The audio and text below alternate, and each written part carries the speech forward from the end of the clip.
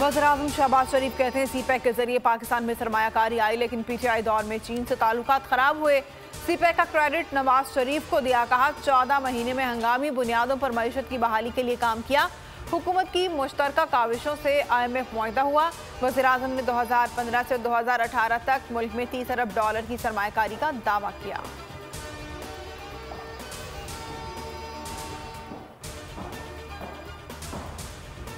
गुजरात की इंसदाद दहशतगर्दी अदालत ने चीफ सेक्रेटरी को धमकियां देने के केस में वज़ीर दाखिला राना सनाउल्लाह को 25 जुलाई को तलब कर लिया। अदालत ने हुक्म दिया पुलिस मुल्जिम राना सनाउल्लाह को पाबंद करे कि वह हर सूरत अदालत में पेश हों।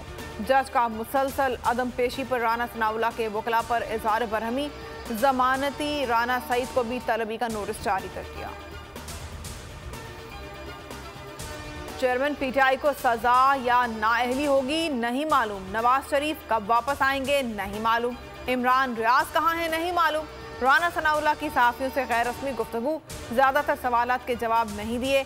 दावा किया नून लीग पंजाब से कौमी असम्बली की 100 और सूबाई असम्बली की 200 नशिस्तें जीतेगी। कहा कि नवाज शरीफ की वापसी की तारीख अभी तय नहीं हुई। Vice chairman PTI Shah Mahmood Qureshi का कहना है पीटीआई पार्लियामेंटेरियंस लॉन्च से पहले ही फारिग होगी। जो कुछ केपीके में हुआ क़यादत उस पर नोटिस लेगी। क़यादत के नोटिस की वजह से बहुत से अरकान ने अपने वीडियो बयान देकर पीटीआई पार्लियामेंटेरियन से लाताल्लुकी का इजहार कर दिया।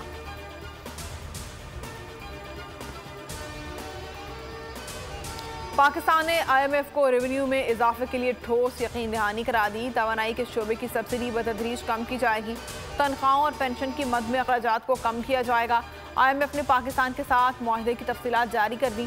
एलामी के मुताबिक मुआहदे के तहत दरामदात पर पाबंदियाँ ख़त्म की जाएंगी। करेंसी की शरह तबादला को मार्केट के मुताबिक रखा जाएगा। ज़राअत और तामीरात पर टैक्स आयद किया जाएगा। तोशा खाना फौजदारी केस में चेयरमैन पीटीआई की केस मुंतकली की दरख्वास्त खारिज। एडिशनल सेशन जज हुमायूं दिलावर ने महफूज फैसला सुना दिया। चेयरमैन पीटीआई के वकील ने जज के नाम से मंसूब फेसबुक पोस्ट की वजह से केस ट्रांसफर करने की दरख्वास्त की थी। अदालत ने चेयरमैन पीटीआई की आज की हाजिरी से इस्तिस्ना की दरख्वास्त मंजूर कर ली। केस की समाअत 20 जुलाई तक मुलतवी, दोनों गवाहों को तलब कर लिया गया।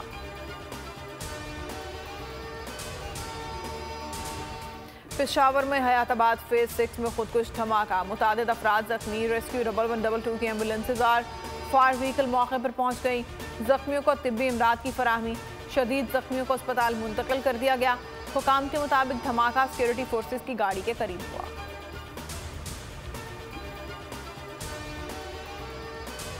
मुल्क भर में मुहर्रम का चांद नजर नहीं आया। यकम मुहर्रम 20 जुलाई बरोज जुमेरात को होगी। यौम आशूर 10 मुहर्रम 29 जुलाई को होगा।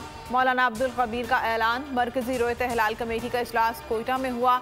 1 घंटा इजलास जारी रहा। कहीं से चांद की शहादत मौसूल नहीं हुई।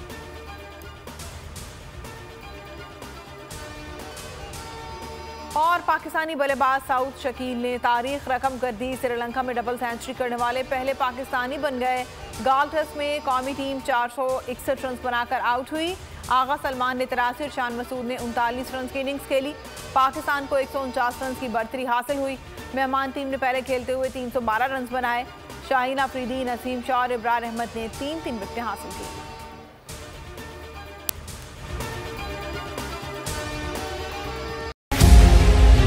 मुल्क मुस्तहकम मईशत की तरफ गामजन। स्टॉक एक्सचेंज भी मुस्बत रुख दिखाने लगा। मईशत की सूरत हाल बेहतरी की तरफ जा रही है। हम IMF के कर्जा मिलने के बाद इस सूरत हाल को बेहतर मजीद कैसे कर सकते हैं। कर्ज बहाली के रोशन इम्कान। बोल ने निभाई अपनी सहाफती जिम्मेदारियाँ। महंगाई से परेशान आवाम के लिए उठाई आवाज। रिपोर्टर और इक़्तिसादी माहिरीन के सबसे बड़े पैनल के साथ बोल की मिशन मईशत की सबसे बड़ी ट्रांसमिशन 63% आवाम ने देखी अपनी स्क्रीन पर।